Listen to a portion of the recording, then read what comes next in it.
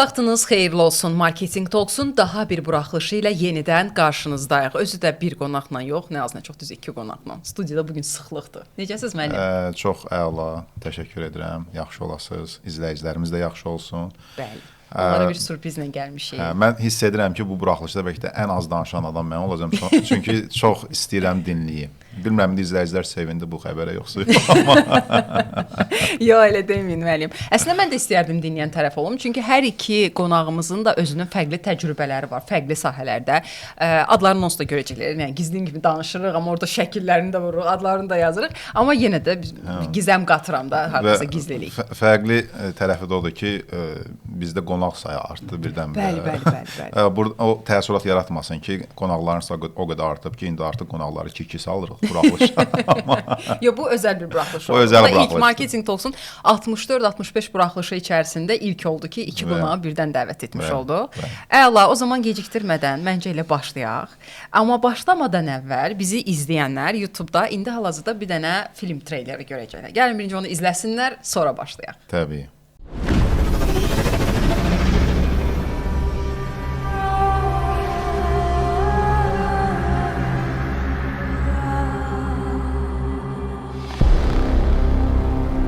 Cəhd 123. Hələ ki ancaq top vurulmalı. Hesablamalarıma görə hər şey qaydasında getməlidir. Əsas reaktor budur. Enerji burada toplanacaq. Siz bu hər gün gəlirsiniz. Xahiş edirəm, qurbanım, yalvarıram, nə olar məni kömək elə. 2 il bundan qabaq oktyabrın 23-də rəhmətə getmişəm. Allah rəhmət eləsin. Çox sağ ol. Saat 21:43-ə qədər vaxtımız var. Onda aparat 100% enerji yığacaq. Mən mələyi sevirəm. Nə? Nə olar tapın? Nə olar tap yaxşı? Nə vaxtsa zaman maşınını düzəldə bilsən, mütləq başqalarına da kömək elə. Keçmişə qayıdıb səhvimi düzəltmək istəyirəm ki, məni tutmasınlar. Ailəmlə vaxt keçirtmək istəyirəm. Gözləməkdən başına hava gəldi. O dünyada onların gözlərinə baxa bilmirəm. Necə getsin danışsın, nə gedib Hitlerin qulağına çatsa? Əl çəkin də Hitlerdən, biz tarixi dəyişə bilərik. Dejavü kimi olurmuş. Dejavü kimi. Biz ona görə dejavü yaşayırıq. Çünki kimsə həmişə keçmişə qayıdır. Bəlkə elə bizim həyatdakı missiyamız tarixi dəyişməkdir, hə? Biz sizinlə Məhəmməd Peyğəmbəri namaz qılanda video çəkə bilərik ki, müsəlmanlar bunun davasını eləməsinlər. Bütün müharibələrin qabağını ala bilərik. Biz sizinlə xilaskar ola bilərik. Biz sizinlə dünyanı daha yaxşı yerə çevirə bilərik. Siz bir şeyi nəzərə almamışsınız deyəsən. Nəyi? Ölüm. Bəlkə risk eləməyək, nəsə narahatanı. Mən ölmək istəmirəm axı. Onda özüm qərar ver. O dünyada hamının belə dərdi var. Bəlkə də.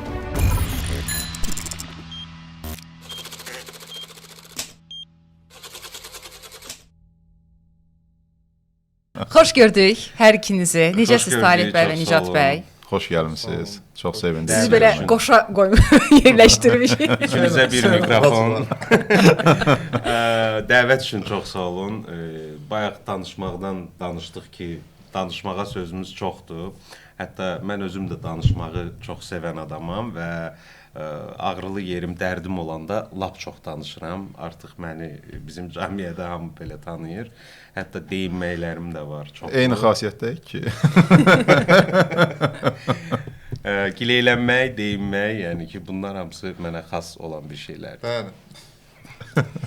Hər ikinizi bir daha xoş gördük. Mən əslində hər zaman buraxılışın əvvəlində adət-ənənəyə sadiq qalaraq qonaqlarımızı tanıyaq deyirəm. Bilmirəm, burada ehtiyac varmı, yoxsa yoxmu? Məni tanınmağa ehtiyac var. Taleyi yox məncə. Aha. Yəni Nicat Xəlilov prodüser və salam, yəni ki, bu qədər. Niyə təkcə prodüser? O qədər layihələriniz var Nicat bəy. Bəli, ssenarilər də yazıram, həm də prodüseram. Rejissor kimi çalışmışam filmlərdə. Oxumuşam heç. 2 diplomum var rejissor kimi. Hətta ateliye varan, kinoateliye varan var Fransada. onların təhsilini almışam, diplom işim festivallarda yer götürüb filan, amma sonradan rejissorluqdan tam ayrılıb prodüser fəaliyyətinə başlamışam. Çünki özümü bu fəaliyyətdə daha yaxşı görürəm və 2012-ci ildən də sevdiyim peşəni biznesə çevirmişəm. Əla, şad olduq hər ikinizi gördüyümüzə yenidən. Madəm ki, filmin treylərindən baxdıq, gəlin biraz elə filmdən bir balaca bəhs eləyək. Çünki bu buraxılışımız yayımlananda artıq sizin filmin qala gecəsi baş tutacaq və artıq yayıma çıxacaq. İnsanlar artıq izləmək üçün kinoteatrlara axışacaqlar, inşallah. Bir də sonda sizdən 2 nəfərlik bilet hədiyyə istəyəcəm bizi izləyənlərə. 100%. Ümid edirəm ki, biri mənim üçündür. Sizin üçün ayrı, izləyicilərimiz üçün ayrı olsun, hə Talib? Belə eləyək. Mən onsuz da gələcəm. Avtomatik olaraq mən orada olmalıyam. Amma izləyicilər üçün 2 nəfərlik bilet istəyəcəm. İndidən deyim ki, bizi izləyin sona qədər. Sonda artıq bununla bağlı məlumat, ətraflı məlumat verərik. Gəlin biraz filmdən danışaq. Filmin çəkiliş dönəmi bilirəm biraz uzun çəkdi. Biraz bəzi məsələlər oldu. İstər-istəməz sponsor tapmaqla bağlı olsun, sponsorun ödəməsi ilə bağlı olsun. Olar birinci mən danışım icazənizlə. Buyurun. Mən bu filmi hətta bir dəfə də bu sözü işlətmişəm. Hələ yenə də işlədəcəm o sözü. Bu film planlaşdırılmamış övlad kimi oldu. Yəni bir ailədir, övlad planlamır. Sadəcə bir və yaxud da ailə deyil də, sadəcə bir həzz almaq istəyirlər. Kiçik bir həzdən birdən övlad alınır. Və sən düşünürsən ki, oyda, mən bunu indi böyütməliyəm, mən bunu oxutdurmalıyam, mən bunu cəmiyyətə çıxarmalıyam. Filmdə belə oldu. Çünki Taleydən təklif gələndə ki, belə bir qısa film var, maraqlı bir ideyadır filan. Mən dərhal dedim ki, hə, çünki Taleylə işləmək mənim böyük arzularımdan biri idi. Yəni Əlixanla işləmişdik, məşhur Victoria filmini çəkmişdik filan. Amma Taleylə heç bir iş görməmişdik. Hətta o vaxt Zəhər Tuluğunu belə mən istəyirdim Taleylə çəkmək filan. Yəni planlarda var idi. Sonra bizim böyük sənətkarımız Orxan Mərdan düşdü qabağa və yaxşı ki o düşdü qabağa, bunu elədi və çox uğurlu layihə alındı. Taleylə işləmək mənim üçün çox maraqlı idi. Həm insan kimi mənə maraqlıdır, həm də ki biz 2005-dən, yəni ki institut vaxtından bir yerdəyik. Hətta Taley narda işləyəndə bizim kuratorumuz da olub. Bizim şirkətin kuratoru olub. Şikayətim olan kimi zəng vurub ona deyinirdim. Çətin müştəri idi çox. Hə, mən deyinməyi çox xoşlayıram. Və belə oldu ki, dedim, hə, başlayaq. Büdcə belirləndi, filan və getdikcə bu büdcə başladı şişməyə. Çünki bizim bir büdcəmiz vardı və gördük ki, yox, bu büdcə şişir. Nəyə görə şişir? Uşağın problemləri var. Uşağın problemləri var da, hə, uşağın problemləri var. Gördük ki, yox, yəni burada bu da lazımdır, burada bu lazımdır. Yaxşı klinikaya getməliyik, UZI-yə filan və s. Gəldi, şişdi və biz elə bil ki, sanki təyyarə uçur. Təyyarə uça-uça biz onun şasilərini dəyişirik də, elə bil ki, təkərini dəyişirik. Yəni göydə uça-uça. Proses gedir, proses başlayıb, müəyyən investisiyalar qoyulub, amma bizə yenə sponsor lazımdır. Hətta onu vurğulamaq mənim üçün çox vacibdir ki, müəyyən müştərilərimiz vardı ki, hansılar ki, sponsor kimi girmişdilər, zəng elədik, onun biri siz idiniz, İrşad Electronics çox sağ olsun. Biz sizə də müraciət elədik ki, uşaqlar film böyüdü. Film böyüyür, biz neyniyək, kömək eləyin filan. Ən birinci elə sizə müraciət elədik və ən birinci müsbət rəyi də sizdən aldıq. Ona görə mən çox təşəkkürümü bildirmək istəyirəm ki, dəstək oldunuz. Və beləcə film gedə-gedə biz başladıq yeni sponsorlar cəlb eləməyə, öz investisiyalarımızı artırmağa ki, film yaxşı olsun. Düzdür, bizdən inciliklər də oldu. Müəyyən komanda üzvləri, bizdən deyəndə məndən sırf inciliklər oldu. Çünki biraz maliyyə gecikmələri oldu filan. Mən bir layihənin məbləğini o biri layihəyə xərcləmək bizdə tabudur da, olmaz. Yəni ki, bu bir icazə verilməyən, qaydadır da, yəni icazə verilməyən bir şeydir. Müəyyən daxili bir problemlər də oldu ki, biraz məbləğlərdə gecikmələr filan. Şükür Allah hamısından çıxdıq və irəli gedirik. Bax belə, filmin tarixçəsi belə oldu. Amma filmin özü haqqında Taley daha yaxşı danışa bilər. Açığı bu film ideyası çoxdan var idi. Yəni, mən bunu fikirləşəndə hətta bu sahədə deyildim. Sadəcə deyirdim, iş yoldaşlarımla o vaxt telekommunikasiya şirkətində işləyirdim. İş yoldaşlarımı yığaram, vaxt keçənlədiyim kimi bir çəkər. Sonra gördüm, yox, mənim aşar bu. Və belə qaldı. Bir dəfə Nicatla bu haqda danışdıq. Onda Nicat özü demişdi ki, yox, tam film eləsən fikirləşmək olar. Mən dedim, yox, mən bunu tam eləmək istəmirəm. İstəyirəm kompakt ev əhvalatı, YouTube kontenti və s. kimi olsun. Üstündən bir müddət keçdi. Çox qəribə bir təsadüf. Nicat həmin o persona verilişində müsahibə alır. Müsahibədə sual verir qonağına. Qonağı deyir ki, orada keçmişə qayıtsan nəyi dəyişərdiniz? Mən persona Bəli, verilişində baxmışam dedim o ki, buraxılışa. o Bəli. buraxılışda Emil Leznik, Landau məktəbinin yaradıcısı, dedi ki, mən deyir keçmişə qayıdıb, belə də mən indi öz sözlərimlə deyirəm, Hitlerin müəllimini tapardım, rəssam müəllimini. Və deyərdim ki, bunu kəsmə də, yəni bunu daha yaxşı rəssam kimi bunu böyüt ki, bu sənə acıqlanıb gedib başqa sahəyə getməsin və 2-ci Dünya müharibəsi və Holokost da olmasın. Bu deyildi mənə. Sonra Məndə də ssenaridə Nicat oxumuşdu. Elə bir söz var idi. Və o sözdən bir 5 dəqiqə, 10 dəqiqə sonra mən yığıram ki, yenə neçə vaxtdan sonra, o film artıq söhbəti çoxdan olmuşdu aramızda, yığıram ki, Nicat bəlkədən eləyək. o kamera mənə çəkirdi, batüklər biz olur. Nicat birdən belə dedi, hə eləyək dedim, buna nə oldu? Yəni və razılaşdıq, danışdıq ki, belə bir əhvalat oldu. Dedim, onda qismət yəqin bu günə imiş və biz başladıq. Doğrudan da yəni mən özüm də bilirdim ki, böyük film olar. Sadəcə istəmirdim bu əhvalatı dartaq. Çünki bilirdim ki, maliyyə baxımından istədiyimiz kimi çəkməyə çox pul lazım olacaq. Mən deyirdim ki, elə bil ki, bunu kompakt formada eləyəm, amma çəkdik, baxdıq ki, elə böyük bir film alınır və filmin ikinci şeyi başladı. Yol çəkiliş vaxtı. Düzdür, çətinliklərlə oldu və s. Buradan uşaqların çoxsuna komanda özləri, yəni şirkətlərə, yəni bilirsiniz, filmə dəstək olmaq belə biraz pis çıxmasın. Bu biraz incəsənət təəssübkeşliyi istəyir şirkətlərdən. Mədəni belə pis çıxmasın, qeyrət istəyir. Çünki bizim vaxtı ikən 20-ci əsrin əvvəllərində də teatra və incəsənətə və s. pul yatıran milyonçularımız olub və s. olub. Bir növ ki, bizdə şirkətlərin xətrinə dəyməsin. Elə bil ki, kinoya yatırımı belə havaya xərclənmiş pul kimi görür elə bir şirkətlər. Amma əslində bu mədəniyyətə dəstəkdir. Heç kəs filmi aparıb evində servantına qoymur. Yəni istənilən çıxan film millətindir. Ola bilər yaradı nəyisə. Məsəl üçün Fəryad filmi dövlət sifarişi deyil. Hansısa bir varlı və yaxud da biznesmen adamın sifarişi, pulu ilə çəkilmiş filmdir. Amma biz demirik axı onun filmidir, Fəryad bizim film və s. Yəni filmə dəstəkdə bir sıra bu cür şirkətlərdə şey görəndə mən çox sevinirəm ki, hə, bəzi şirkətlər deyir ki, okey, gəlin ayıraq bir şey. Bu bir növ okey, həm reklamıdır, amma reklamdan öndə onun həmin şirkətin filmə verdiyi dəyərdir. Yəni Azərbaycan kinematoqrafiyasına verdiyi dəyərdir. Həm də bir məsələ var ki, biz film bilsiz qalır. Film gedir kinoteatrlara, film gedir festivallara, film müəyyən platformalarda çıxır və televiziyada gedir və sonradan film gəlir əvvəl-axırda hələ ki Azərbaycan filmidir. Düzdür, mən bu filmi ümumiyyətlə YouTube-a heç vaxt buraxmaq niyyətində deyiləm. Yəni heç vaxt, yəni üstündən 10 il keçsə belə istəmirəm. Amma film qalır və o filmdə hansısa bir sponsor girib product placement eləyibsə, dəstək olubsa, o da o filmin içində qalır və yaşayır. Bir var ki, sən çəkdin bir reklam, o reklamın bir dövrü var da, baxıldı, getdi. Amma bu kino həmişə baxılan bir şeydir. Məsəl üçün kinolar var ki, hər dəfə Novruz bayramında ona efirə verirlər, yeni il qabağı ona efirə verirlər filan. Yəni sən bu kinoya girməklə, yəni bu imidji bərkidirsən və sən daim, yəni ki, görsənirsən də oralarda. Bu tərəfdən kinoya yatırmaq daha yaxşıdır. Məsəl üçün Türkiyə təcrübəsi var.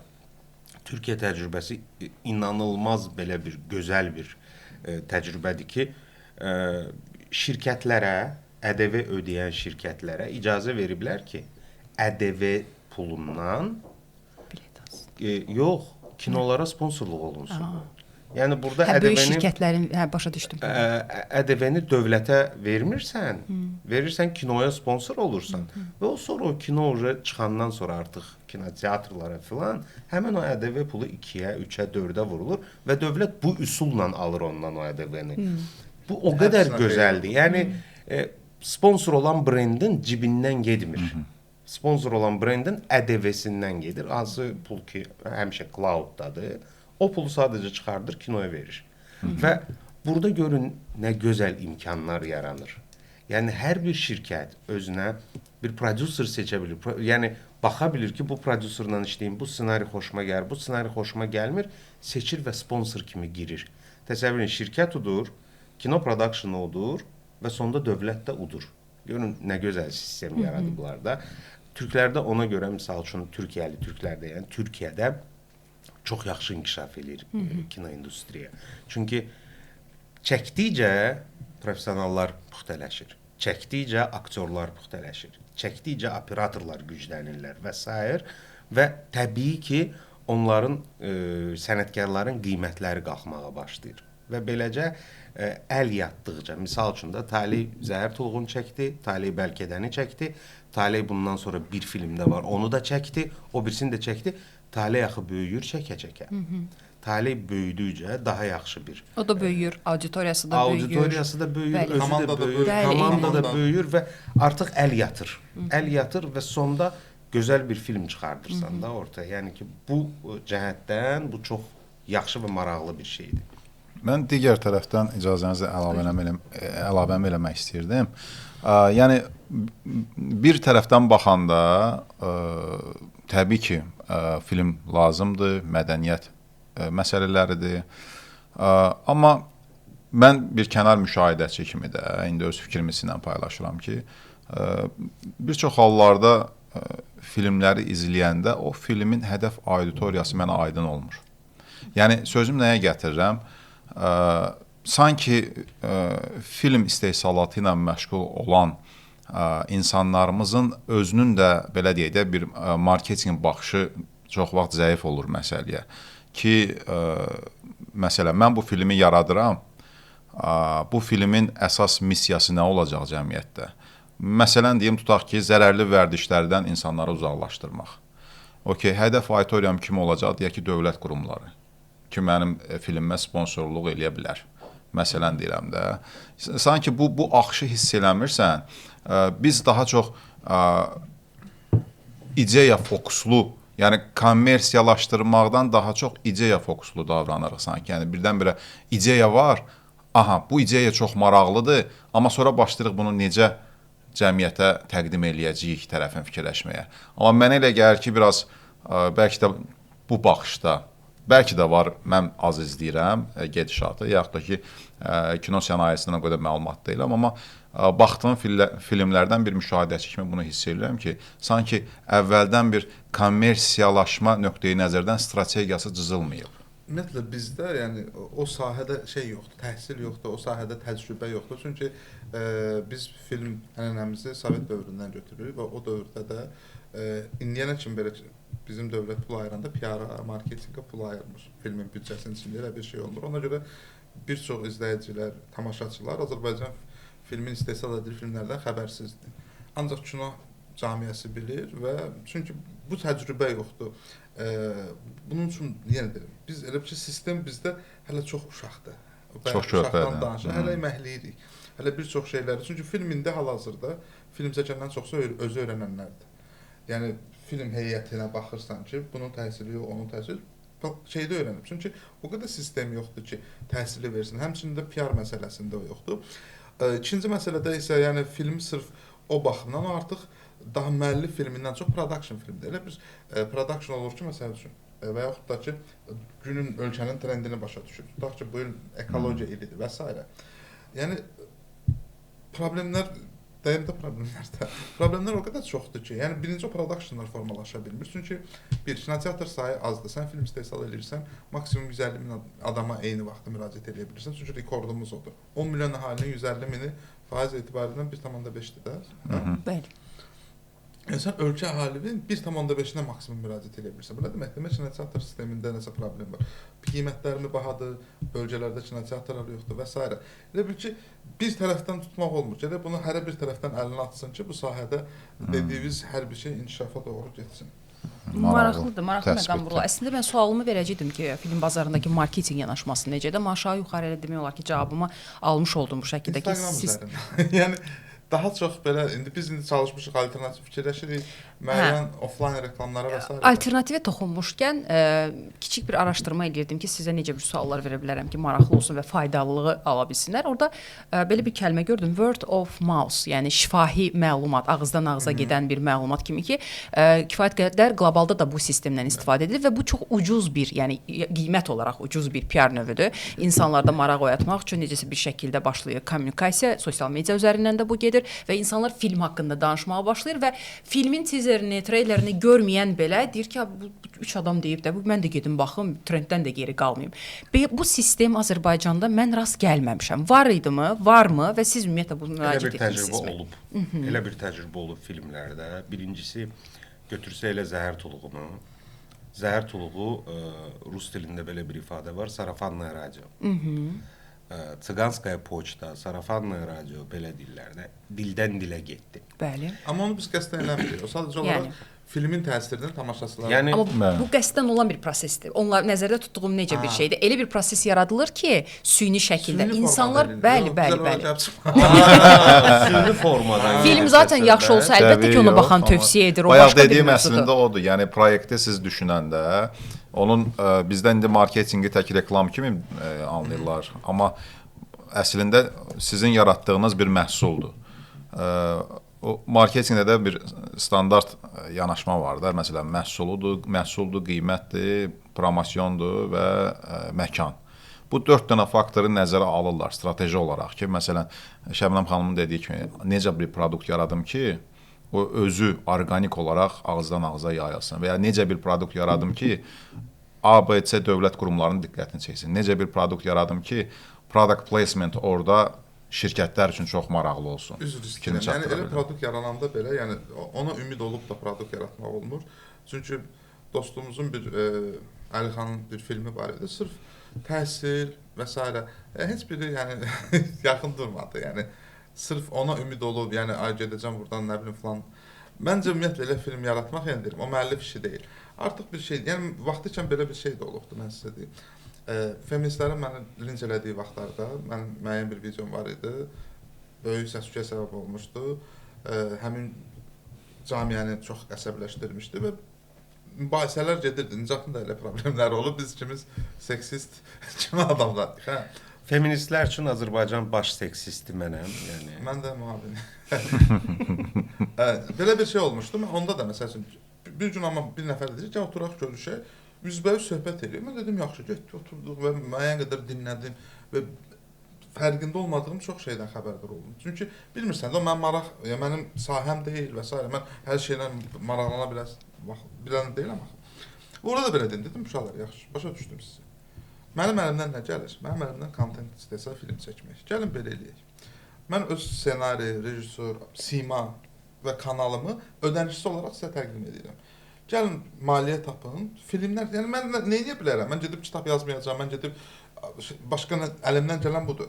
Gəlin bir serial formasında, bir film formasında bu mövzuları işıqlandıraq. Cəmiyyətə, yəni agresiya ilə, sən əclafsan deməklə olmur kişiyə. Gəlin əhvalat göstərək, o görsün ki, yəni qadının cəmiyyətdə rolu, onun zəif nöqtə, bizim qadına münasibətdə düzgün olmayan məqamları hamı dağılışdı. Heç kəs yaxın durmaq. Çünki yalnız qışqırmaq istəyirlər də, yəni yalnız mövzu tapıb danışmaq. Heç kim yığmayın bu podkastı buraxılışın altına. Yox, potensial bildiyiniz hədəf kütlənin ehtiyacını biz bilmirik axı nədir. Baxın, mən sizə deyim, mən sizin bəzən olur ki, üzr istəyirəm, yaratdığımız məhsulu sanki elə bir ki sən bunu almalısan kimi qabağına çıxırıq. Amma ehtiyacı bəlirləmək lazımdır, mənim fikrimcə. Baxın, elə bir film var ki, misal üçün Hozu filmini götürək. Hozu filmi bu dəqiqə kinoteatrların arasında belə Hozu filminə görə qırğındır. Yəni, hətta kinoteatr var ki, bizə başqa şərt deyir, amma Hozu filminə başqa şərt deyir. Nəyə görə? Çünki Hozu filmi çox baxılan filmdir. Hozuydu da o filmin adı. Məcidin filmidir. Və Məcidin filmi də, dostumuzdur Məcid. Buradan hörmətlər və sevgilər göndəririk ona. Onlar tutublar o nişanı, belə deyək. Nişanı bilmirəm Azərbaycan. Elə niş gedir. Tutublar o nişi. Filmə xərcləyirlər çox az büdcə. Çox az büdcə xərcləyirlər. Az çəkiliş günü Mövzu atırlar ortaya ki, gəl belə bir nəsə fikirləşək də. Hansısa Amerikan filmindən biraz götürürlər, oradan biraz götürürlər və bu hozunu eləyiblər brend. Mən misal üçün prodüser kimi hozu kimi film çəkmək istəmirəm. Bu mənim yolum deyil. Amma onlar onu götürüblər. Bilirlər ki, target kimlərdir də, yəni Azərbaycanda daha çox elə filmlərə gedirlər. Onlara heç sponsor belə lazım deyil. Nəyə lazımdır sponsor onlara? Yəni çox kiçik bir büdcə qoyurlar və o büdcəni bir 3 dəfə, 4 dəfə götürürlər də. Bir də var ki, biz misal üçün nəyisə dəyişmək istəyirik. Mən düzəltmək demirəm, çünki bu açıq bazardır, kapitalizmdir filan. Çünki burada düzəlməli bir şey yoxdur. Yəni hərə öz yolunu seçir, hərə öz yolu ilə gedir. Biz nəyisə dəyişmək istəyirik, düzəltmək yox, dəyişmək. Misal üçün biz istəyirik Azərbaycan tamaşaçısının marağı tək komediya olmasın. Tək düşündürücü kontent olsun, düşündürücü baxışları kontent dəyişsin. olsun, baxışları dəyişsin filan. Çünki bizim də özümüzə görə bir missiyamız var da, nəyə görə gəlmişik də. Biz istəyirik ki, o insanları da cəlb eləyək. Burada misal üçün biz çalışmışıq nəyə? Bu filmdə mən filmin birinci dəfə ssenarisində oxuyanda, sonda nəticəyə də baxanda mən hamıya eyni sözü deyirəm ki, uşaqlar, burada bir dənə məsələ var. Biz elə bir film yaratdıq ki, yəni Taleh Yüzbəyev, konkret Taleh Yüzbəyev elə bir film yaratdı ki, burada bu film həm kassa auditoriyasıdır, yəni cəmaat da gedib baxa bilər. Düzdür, mənim bunu deməyəcəm. Bu həm kassa üçün maraqlıdır da, yəni hər cəmaət üçün maraqlıdır ki, gedib pul verib baxsın, həm də bunu festivallara sabah göndərəndə bu film festivallarda yer tuta bilər. Çünki o çox nadir halda baş verir ki, film həm kommersiya filmdir, kommersiya filmidir, həm də festivallarda yer tuta bilər. Burada hər ikisinə biz vurğu vermişik. Azərbaycanda ən çox misal üçün Taleh Yüzbəyevin simasıdır bizdə rol oynayan. Çünki Taleh Yüzbəyev artıq özü bir brenddir də, yəni brendə çevrilib və onun filmi Çox təriflədim. təvəzzükarlıq eləmə də. Mən səni ona görə eşidirəm, yoxsa nəyimə lazımsa? Yenə də kommersiya məsələsi. Yəni Taleh Yüzbəyevin simasıdır, özü çəkdiyi filmdir. Taleh Yüzbəyevin yanaşmasıdır və insanlar onun yanaşmasını artıq çox sevirlər. Zəhər Tuluğundan başlayaraq bir dəsti xətti var deyə dəsti xəttlə tanışdılar. Bəli. Amma Taleh Yüzbəyevin özü çəkmədiyi, özü yazmadığı filmlərdə çəkilir, çox gözəl də rol ifa eləyir. O filmlər tutmur. Çox maraqlıdır. Maraqlıdır. Çox maraqlıdır mənə. Mən indi bir film var, özünə təklif eləmişəm ki, Taleh, o filmin istəyirəm rejissoru sən olasan və sən oynamayasan da, sadəcə rejissorluğunu eləyəsən deyib fikirləşərik. Görək onu eləsə, eksperiment eləyirik də, eksperiment eləyirik. Düzdür, bu eksperiment bizə çox çətin başa gəlir. Çünki Azərbaycanda kino prodüseri olmaq çox ağır bir işdir. Çox. Mən elə bilirdim ki, gəlirəm, kinonu partladıram. Oley! Oley! Belə azaldı. Bəlkə də oldu. Bəlkə çox da baxmıyor. Yox, daha da həvəslənmişəm. Artıq yəni bir dənə də eksperimentə girirəm ki, Azərbaycanda olmayan bir şeydir ki, bir şirkət olaraq, Ardbakers olaraq və bir prodüser olaraq iki filmi paralel başlamaq istəyirik. Biri noyabrda çıxartmaq istəyirik, biri dekabrda. Taleh deyir ki, buna heç vaxt getmə, buna lazımdır. Amma ki, mən xoşlayıram eksperiment eləməyi. Yəni, bu filmin özü də eksperiment oldu. Yəni, bu filmə doğrudan da yəni pul tapmaq, pul ayırmaq, buna inanmaq özü bir şey. Çünki indiyə kimi deyim, komediya, yəni komediya janrı ümumiyyətlə sevilir. Bu bizdə 90-larda belə ən ağır dövründə. Çox güman ki, millətimizin gülməyə ehtiyacı var. Bu bir janrdır, yəni pis, yaxşı ona münasibət yox. Amma bizdə alternativ janrlar heç vaxt inkişaf eləməyib. Ola bilər ki, nümunə olmayıb. Məsəl üçün, bizdə qorxu filmi cəmi bir dəfə, ya iki dəfə çəkilib. Elvin dostumuz çəkib. Yəni, dedektiv yadımıza düşmür. Sovet dövründə müəyyən filmlər olub. Sovet dövründə. Dram və romantik komediyamız yoxdur, belə götür. Var ya, yəni azdır. Məsəl üçün, melodramamız çox azdır.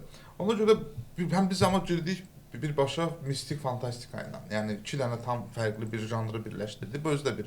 Mənim üçün də məsəl üçün çox maraqlıdır. İnsanlar necə qarşılayacaq.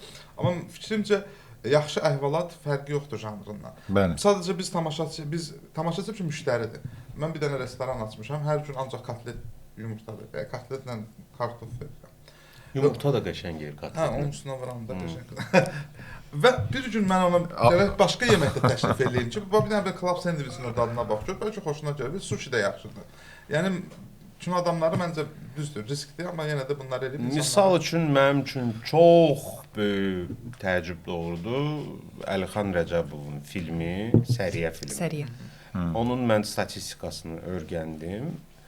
Çox böyük təəccüb doğurdu. Çünki filmin nə PR-ı oldu, nə bir şey. Əlixan özü deyir ki, heç nə eləmədi. Hə, birbaşa Sadəcə birbaşa çıxdıq kinoteatra, 2-3 dənə post ağızdan ağıza yayıldı. Ağızdan ağıza yayıldı və o cür ağır film, yəni filmin özünə görə, büdcəsinə görə, ki, kiçik büdcə idi, PR olmadı, ona görə çox yaxşı bir nəticə verdi.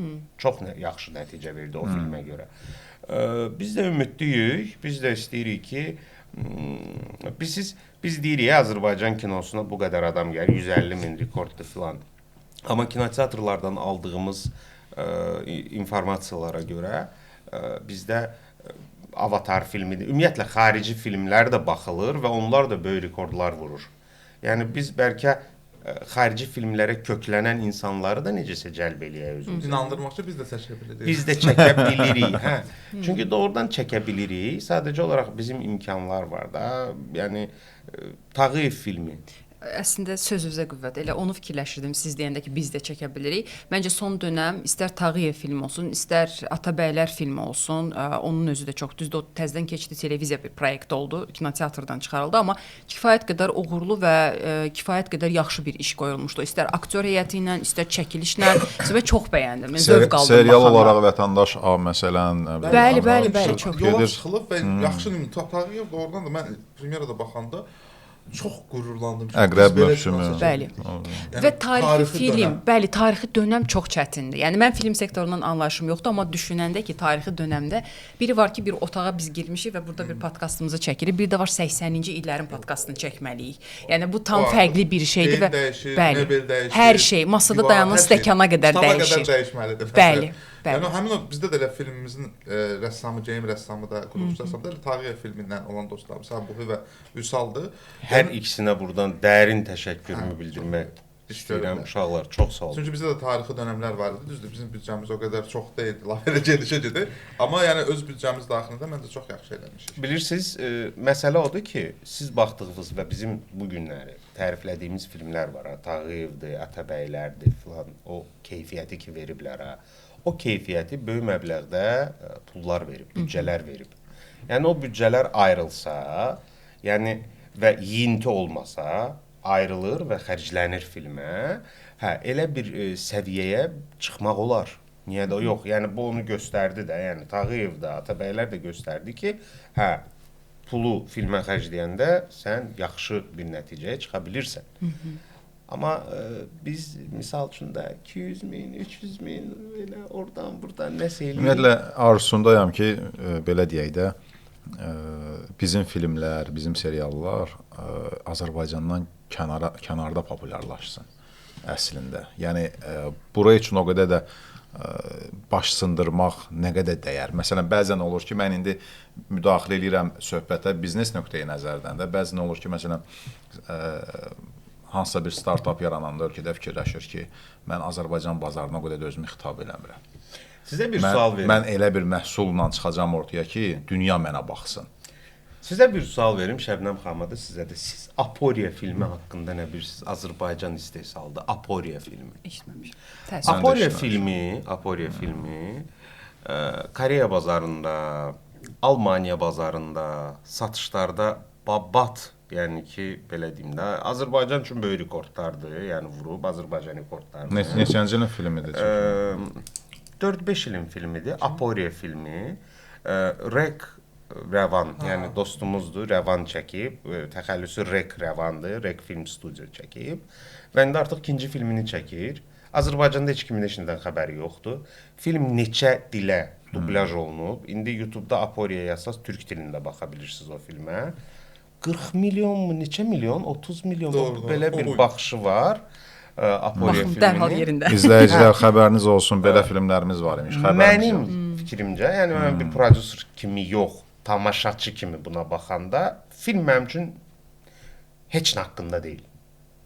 Yəni heç nə haqqında deyil. Keyfiyyət də çox zəifdir. Yəni mən bu Rəvanın özünə də demişəm də, amma ki tutub damarını, bilir ki o bazarlara nə lazımdır, indi onu çəkir. Və bu dəqiqə də film çəkir, qorxu filmi çəkir. Filmə hələ çəkilişlərinə başlamayıb, dekorasiyalar tikilir. Artıq mənə zəng vurdu ki, Nicat, mən artıq satışları başlamışam. Yəni ki, satışlar barədə danışıqlar gedir. Mən də bu film gedə-gedə, Talih Üzbəyevin filmini çəkə-çəkə, mən də artıq başlamışam danışıqlara. Misal üçün də beynəlxalq hava yolları ilə danışıram, Azal'la yox, digərləri ilə də. Yəni ki, film olsa... Deyirlər Azal çox az pul verir. Azal, sizin haqqınızda niyə belə şayələr gəzir bilmirəm, amma ki biraz çox pul versəz sizə də təqdim eləyərik, problem yoxdur. Yəni mən istəyirəm beynəlxalq hava yollarında misal üçün də o filmi nümayiş elətdirim. Yəni təbii ki də, yəni məbləğ müqabilində, yəni satışda 6 aylıq satmaq olur. Sonra mən araşdırdım, analiz elədim ki, bu tip filmlər Koreya bazarında maraqlı ola bilir, Çin bazarında maraqlı ola bilir. Yeri gəlmişkən filmdən bir dənə spoiler verim onu. Filmdə Çin səhnəsi də var. Bunlar zaman maşını ilə gedirlər Çinə, Uxan şəhərinə və həmən qadın ki o yarasanı yedi, koronavirus yayıldı ya, ona icazə vermirlər ki onu yesin. Almaqda mane olur. Almaqda mane olurlar və aparıb həmən o yarasanı yandırırlar və bu ilə də koronavirusun qarşısını alırlar ki, biz o çətin dövrümüzü yaşamayaq. Filmdə çox maraqlı hissələr var. Filmdə elə hissələr var ki, yəni bunlar gedirlər İsa Peyğəmbərdən tutmuş. Deməli film başlayır ondan ki... Məsələ odur ki, siz indi bunları danışırsınız.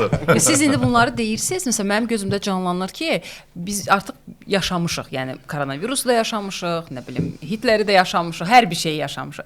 Bunu dediniz ki, dəyişdirir də, ondan sonraki prosesi nə göstərmişsiniz? Nəticə nədir? Maraqlı odur, məncə filmdə mütləq ona görə də baxmağa dəyər.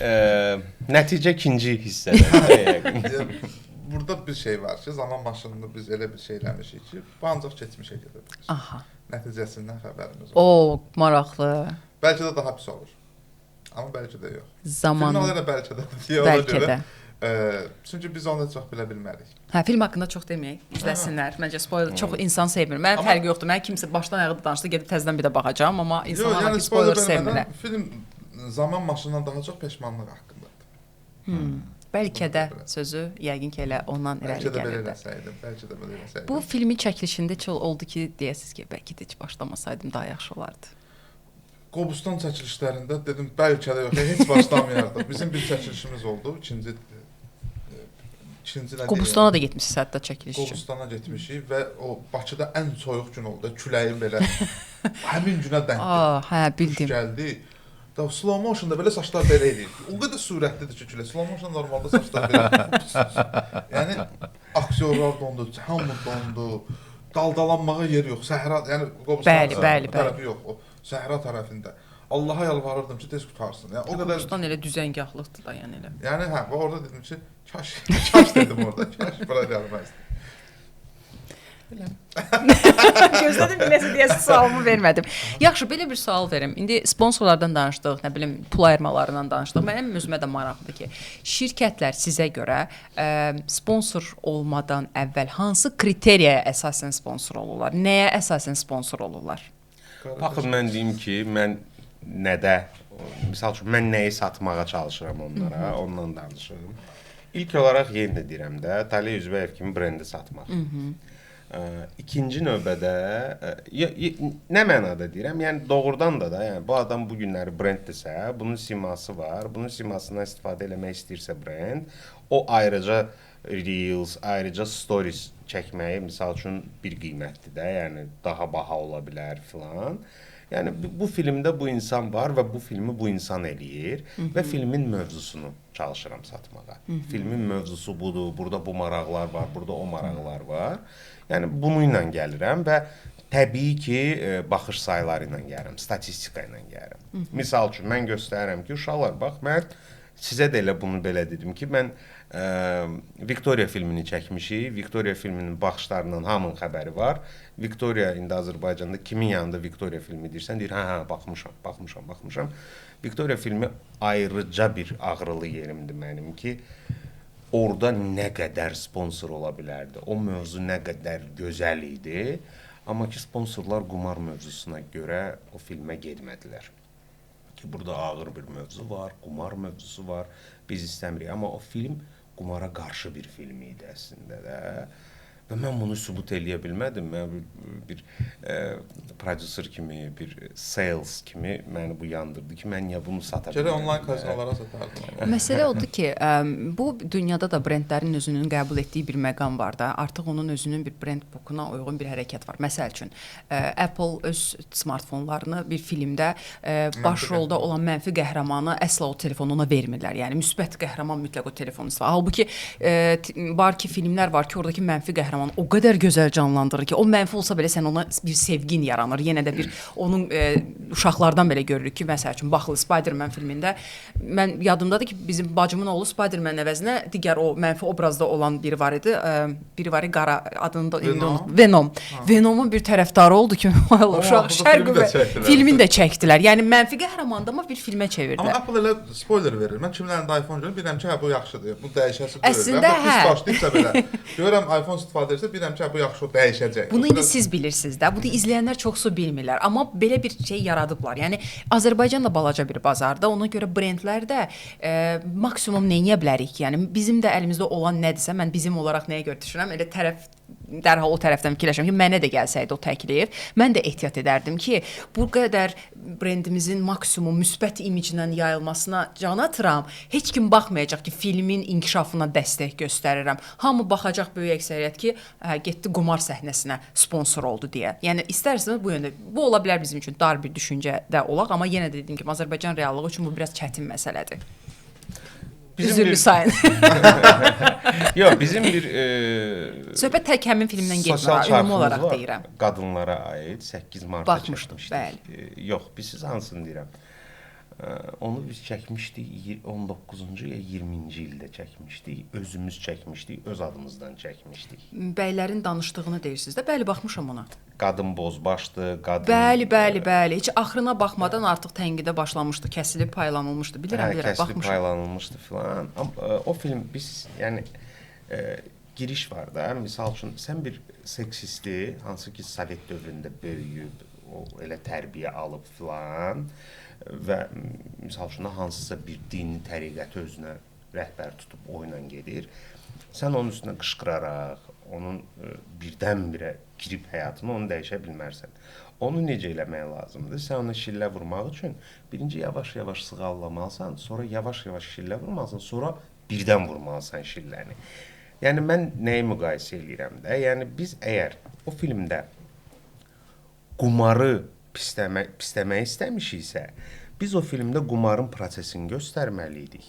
Qumarın necə baş verdiyini göstərməliydik və axırda nöqtəni vurmalıydı. Çünki qumarbazlara maraqlı olmalıydı o film. O filmin sosial tərəfi var idi. Bəli, başa düşdüm. Maraqlarını dartırdıq, axırda şillə vururduq ki, bax qumarın nəticəsi belə olur da. Orada axırda deyir ki, bir də qələt eləyib qumar oynamada, qardaşına telefonla deyir. Bəli. Və yəni onu demək istəyirəm ki, müəyyən məqamlarda prodüserlərlə marketoloqlar biraz daha çox söhbət eləməlidirlər. Yəni bir var 20 dəqiqə, yarım saat görüş keçirildi. Bir də var ki, görüş keçirilir 1 saat və belə qan tər içində belə. Amma da orada nəyə lazım olacaq? Çünki bazarın qaydaları var da, müəyyən. O qaydaları hamı dəyişə bilərmi? Bu artıq bir başqa bir sual. Hamı açıqdır. Amma mənim fikrimcə daha ideal olardı ki, sifarişlər elə markalardan gəlsin.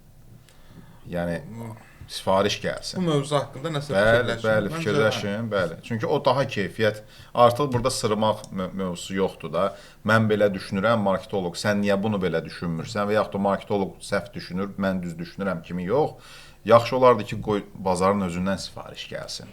Şirkətin elə bir ki, öz strategiyasında bəli, görsün bunu. Məndə bir dənə ssenari var idi, o da illərdir qalan ssenarilərimdədir. 2 dənə insanın... Bəlkə Satağır Şada indi onu.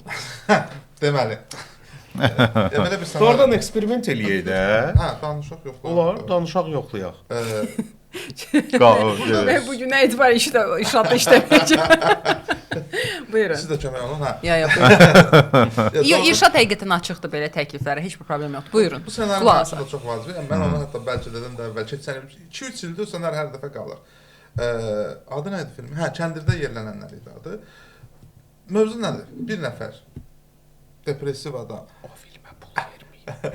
özünü asır, öldürmək istəyir. Evinə bu vaxt oğru girir.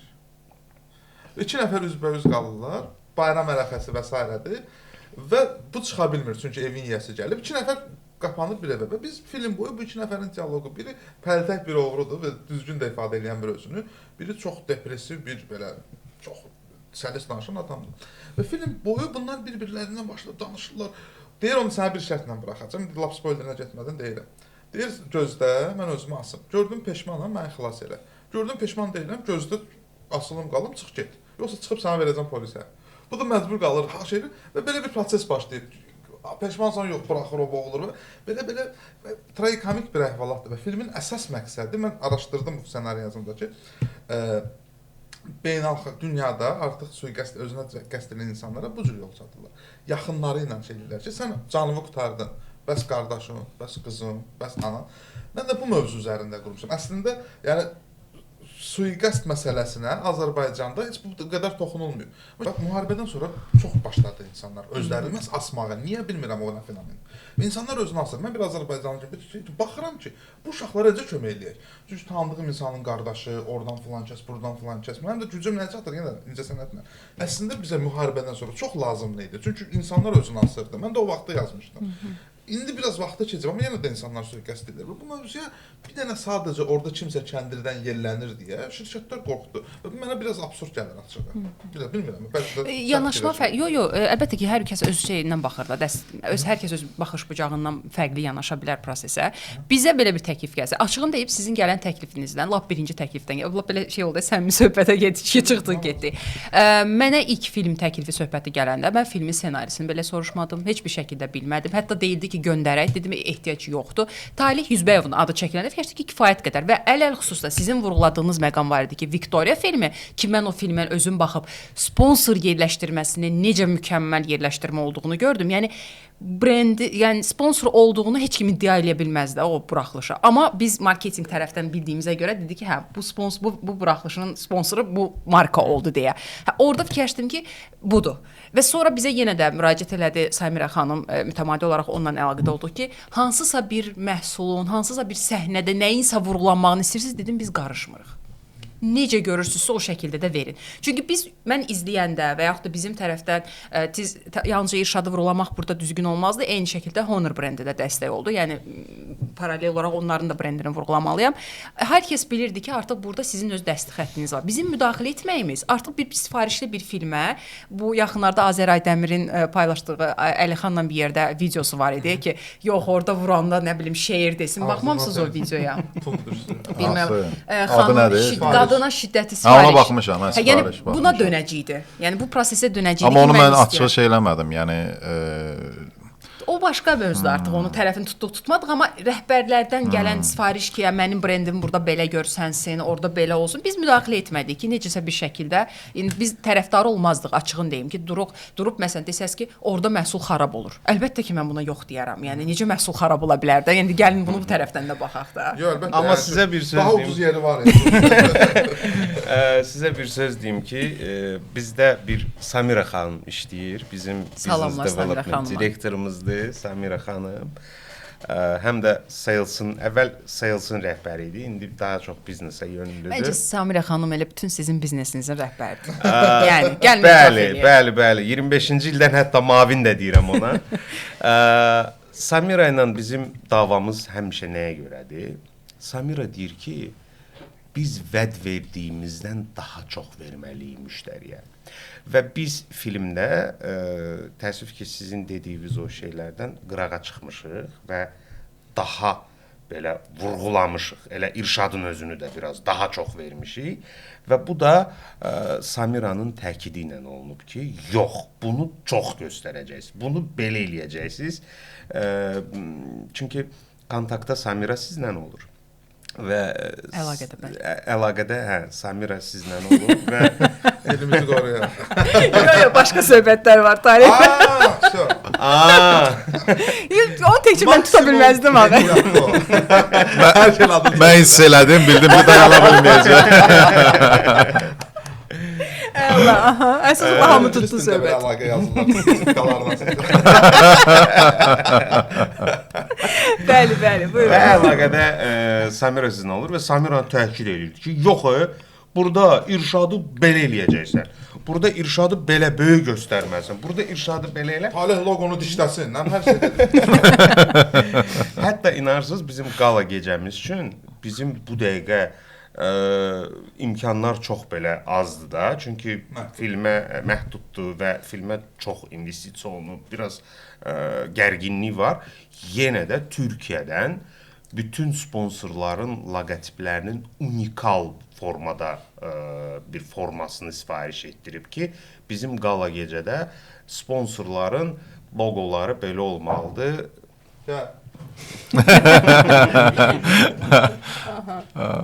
Buyurun, buyurun.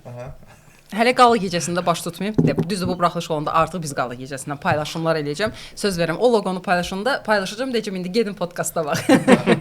Bundan deyirdik. Yəni ki, bir balaca filmimizdə demək istəyirəm ki, aşırı reklam görünür.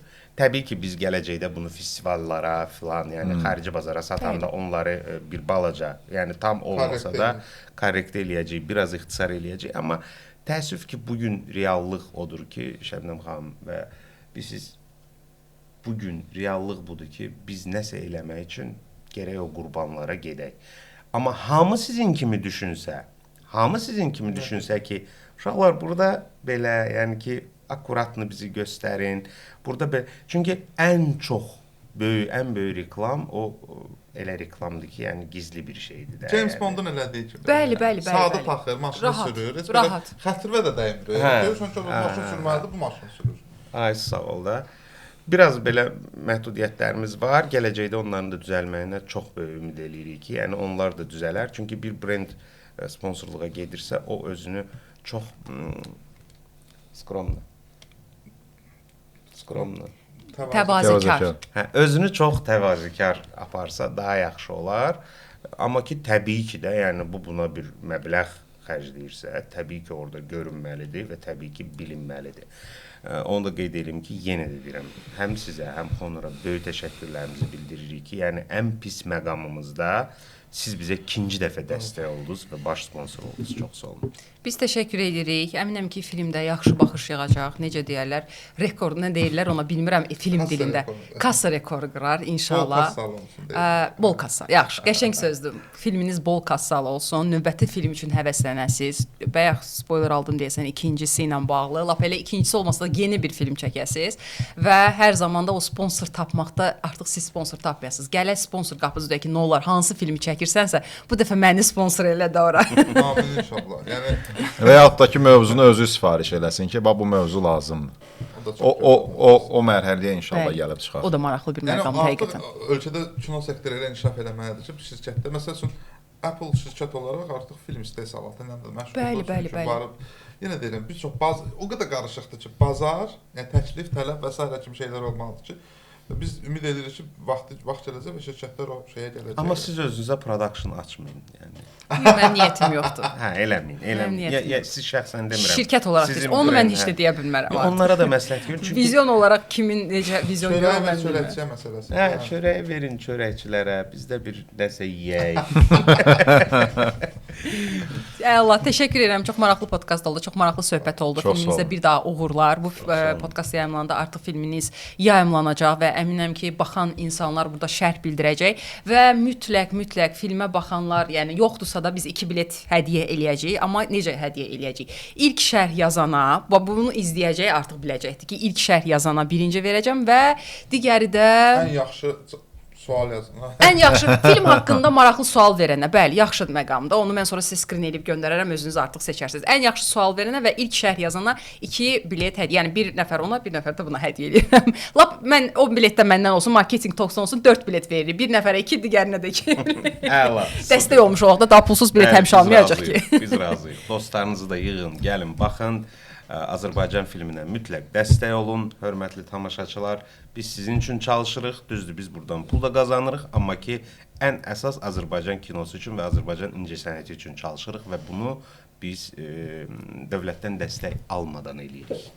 Bu çox önəmli bir məqamdır, dostlar. Çox önəmli bir məqamdır. Biz dövlətdən heç bir dəstək almadan özümüz Bezlərinizi biz xərcləmirik. Bəli. Çox təşəkkürlər. Çox sağ olun. Gəldiniz, Çox sağ dəyər olun, qatdınız, gəldiniz, vaxt dəyər ayırdınız. Bilirəm ki, vaxtınız da azdır, amma yenə də çox sağ olun ki, gəldiniz. Çox sağ olun. Çox xoş oldu. Uğur olsun. Sağ olun. Bəli, Marketinq Talks'un daha bir buraxılışını izlədiniz və məncə ilk oldu, maraqlı bir söhbət oldu. Həm 4 nəfər olaraq söhbət elədik, həm film haqqında danışdıq. Mənim özümə də maraqlı sahə oldu, maraqlı yanaşmalar oldu, maraqlı fikirlər oldu. Əgər sizin də bunlar bu filmlə bağlı, ümumiyyətlə söhbətlə bağlı bir maraqlı fikirləriniz varsa, mütləq yazın şərh bölməsinə. Mən skrin edib özlərinə şəxsən göndərəcəm və əminəm ki, özləri də izləyəcəklər bunu. Baxın, izləyin, bəyənin, filmin özünü də bəyənin, dəstək olun. Siz də kiməsə bilet hədiyyə eləyin. Yalnız bu şəkildə inkişaf eləyə bilərik. Yəni oturub yerimizdən həmin filmə bir dəfə baxdım, bundan da bitdi olmasın. Dəstək olaq. Necəsə, əlimizdən necə gəlirsə o şəkildə də dəstək olaq. Çox sağ olun. Təşəkkürlər. Sağ olun. Görüşərik yenidən. Hələlik.